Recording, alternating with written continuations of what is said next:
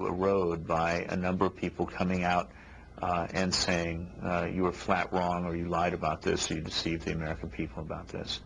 The White House still maintains there is evidence to suggest Saddam Hussein tried to buy African uranium. But according to Joe Wilson, that's no longer the issue. He says what's important now is what happened after he told Dick Cheney something the vice president didn't want to hear. Joe Wilson didn't know it at the time, but he says that after he began to speak out, a meeting was convened at the White House in the office of the vice president. The subject was him. This is a bunch of White House political hacks deciding that they're going to run an intelligence operation, find out everything they can about Joe Wilson. And during the course of running that operation, they apparently unearthed my wife's name and her profession. The next week, Washington Post columnist Bob Novak revealed that profession in print. It's no small point, because Wilson's wife Valerie is a CIA agent. How beyond the pale is it for someone in the administration to reveal to a journalist like Bob Novak the identity of an undercover CIA? It's a betrayal of national security. It is essentially the betrayal of our country. It is a treasonous act. It may never be prosecuted as such, but it is an act of betrayal of the country. Novak will only say he got the information from two senior administration officials. Joe Wilson is convinced the leak was intended as revenge against him and a message to others, and he believes it originated at that meeting in the vice president's office. The idea was to tell other analysts that if you do to us what Wilson has done to us, we'll do to you what we've just done to Wilson's wife.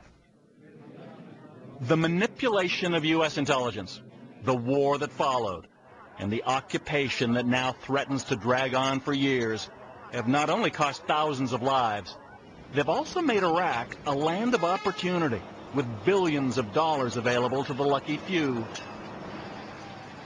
And which American firm has benefited the most?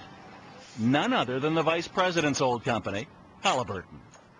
They've overcharged for food and lodging. They've overcharged for gasoline trucking. They've overcharged for vehicles. They've overcharged for all kinds of things. Their behavior has been awful. Senator Frank Lautenberg says there are two problems: Halliburton's war profiteering and the preferential treatment that may have made it possible. It's outrageous that the man sitting next to the President of the United States and exerting all the influence that Dick Cheney does, and there's no doubt about the fact that he is a very influential person in the White House, that he still has some contact with Halliburton. Dick Cheney himself is on the record denying that. Last year he told NBC unequivocally that he had no financial interest in Halliburton of any kind.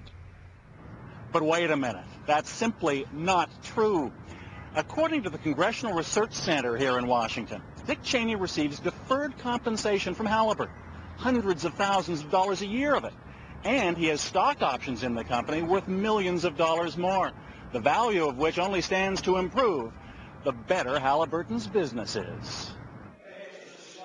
Cheney has also insisted he had, quote, no influence, involvement, or knowledge in any way, shape, or form in the awarding of Halliburton's government contracts. But wait another minute.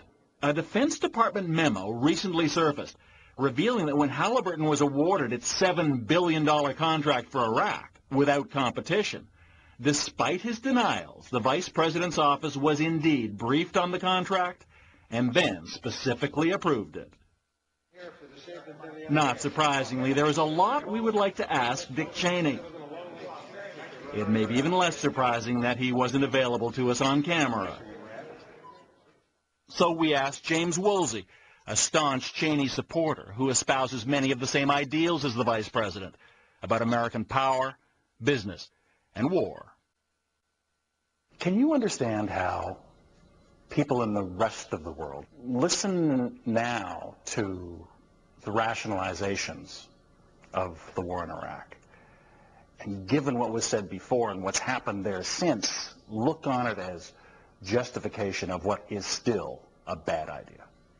Sure. A lot of people are predisposed to think bringing democracy and the rule of law to the Middle East is a bad idea because they don't want to be have to make a contribution to it, and because I think they want to put their head in the sand and believe that everything will work out fine. Or might think that preemptive war without consensus internationally is a bad thing? It's a traditional view. I think the president's made a good case that in a world of people like Saddam, Khamenei in Iran, Kim Jong-il in North Korea, that waiting for the associations with terrorists and the chemical, bacteriological, nuclear weapons programs to mature is an unsound view. But Dick Cheney apparently had no trouble tolerating Iraq and Iran just a few years ago, when his companies eagerly profited from them. How do you square that? Well, Halliburton can speak for itself with respect to the circumstances in which it... But this is the man who was the CEO of Halliburton and who's now the vice president of the U.S. And I guess I'm just asking, how do you see that as being something other than self-interest or even hypocrisy? Well, corporations operate according to the principle of self-interest. That's the way free economies work. And if Halliburton wasn't violating any laws in doing the kind of business in the Middle East that it did, I don't see that it's particularly Well, relevant. the jury's out on that, apparently, but... If they violated the law, they violated the law, and they ought to be punished for it. If they didn't, they didn't. In Texas, a grand jury has deliberated about whether Halliburton, under Cheney, broke U.S. law by trading with states that sponsor terrorism. In Washington, the Justice Department has investigated whether the Vice President's office broke the law by leaking confidential information about a CIA agent, Joe Wilson's wife. And despite the Iraqi election, a violent insurgency there continues to kill dozens of Americans each month and raise doubts about the bluster that Cheney and Bush used to sell an unwise war. But in Dick Cheney's world, it is often someone else who pays the price. And for the next few years at least, it will still be Dick Cheney's world. The rest of us just live here.